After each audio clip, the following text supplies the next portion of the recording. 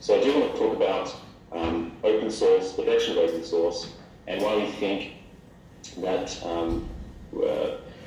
we need to build and maintain this platform which kind of solves some of the incentive problems around open source software, and who gets to maintain and develop those packages and those software, because so much of the software that we use in our day-to-day lives is open source. The platform Linux itself is open source, and it's everywhere. It's in your phones, it's in the software that powers trains, to aircraft, to your hardware devices. So we feel that making the incentives good for developers to maintain these packages, for developers in the room, anytime you've installed a node package or any open source library, it makes you think, who actually maintains this library? Who's getting paid to fix the bugs and vulnerabilities?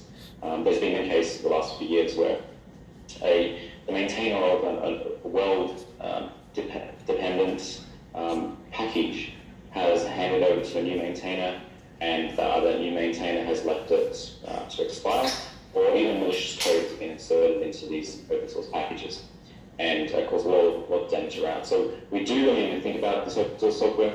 The incentive kind of bountysource. So I'm just going to share the screen now. You should see the deck that I'm showing, the bountysource powered by Canya. So in other words, I'm the founder and CEO of Canya, which is a marketplace, an open source marketplace actually.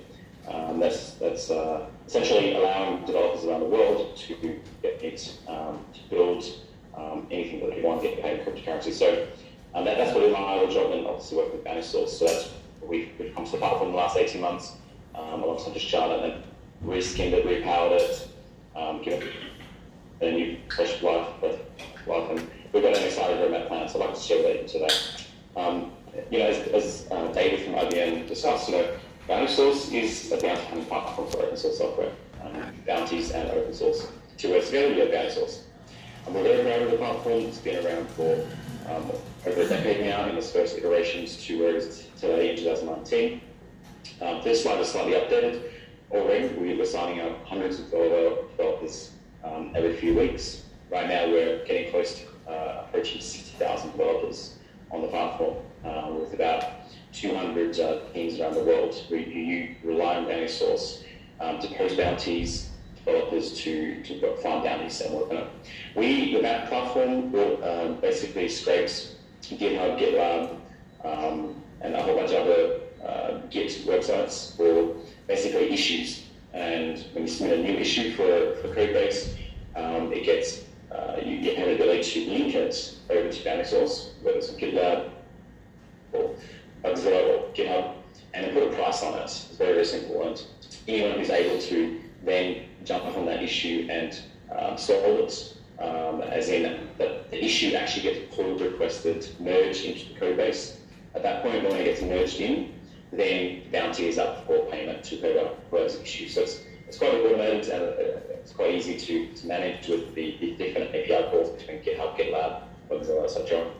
But also getting into, and here's just a screenshot from what the platform looked like a few months ago, but a $50,000 bounty was put up by Mozilla calls who sold a very difficult, but it was solved, and a developer was able to claim that bounty of $50,000, which is being so far the biggest bounty on the platform. Of course, we put out a press release about that not too long ago. But if you jump on the platform today, you'll find large bounties, and we'll have a crack at it. We'll have a look at that platform more next time. So we use our top teams around the world. IBM's been a stalwart part of the platform for many years now, and they've put a lot of bounties to the platform and help sponsor and fund bounty hunters all around the world. And in our time, Facebook have used the platform, Report have used the platform as well, and really it's used by top teams globally. Over 100,000 bounties, over 800,000 bounties processed, and more every day is where it's going.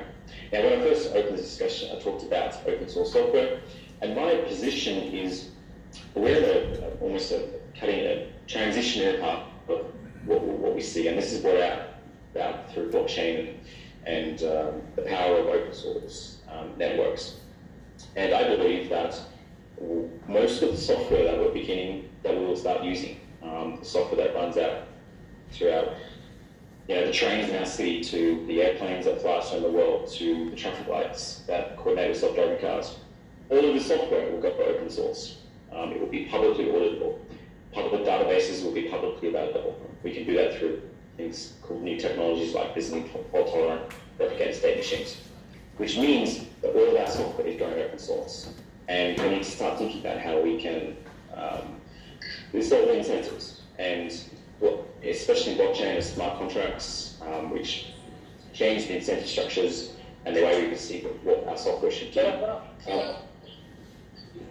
There's a lot of money being in that industry, and we're basically trying to value capture that and hand it out to our developers.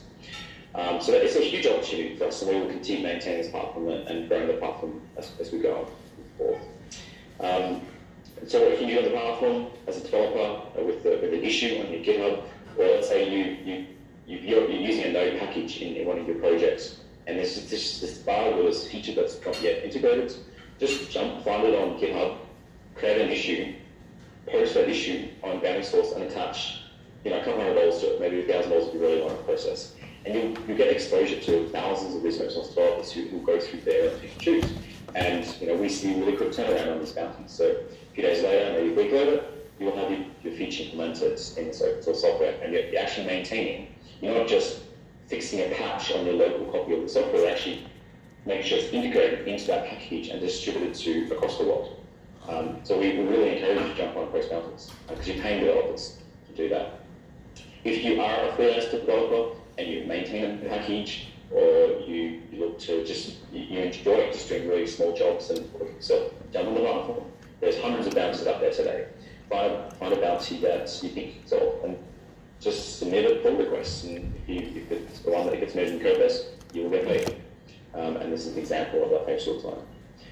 And lastly, we have a platform called Salt. So, like I mentioned, all these packages that are open source, and then you ask, well, who maintains these platforms? Who maintain these languages?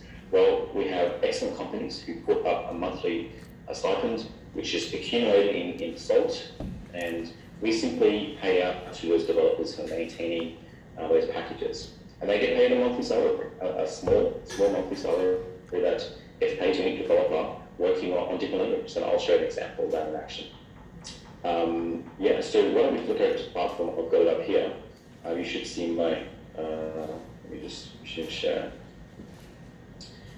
1 second, I'm just pulling up the website so we can see what it looks like. And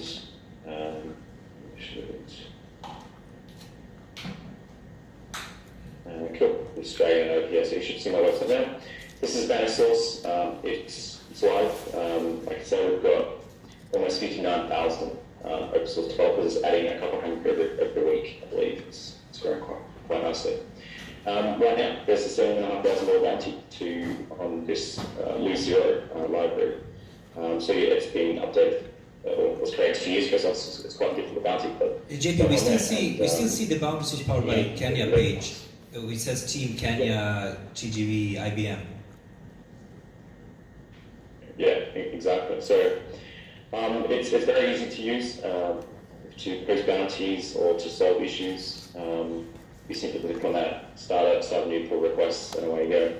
If you come to, if you basically come across a bounty that you want to put money behind, then jump on here and you can quickly add money through PayPal, and we're also adding cryptocurrency payments in order to do that. So, so you can't see the website. Yeah, just share the site itself. I think it's gonna be easier for people to. Yeah. There we go. Now we see it. I was just, my apologies, I got confused with Zoom. But here's a bounty. Like I was saying, if you find a bounty that you can contribute to and you can win, or you would like to accelerate the bounty to be closed, then jump on the platform and put some money behind it, paying PayPal. And like I said, we can accept cryptocurrency payments to help accelerate it, and Bitcoin, Ethereum, etc.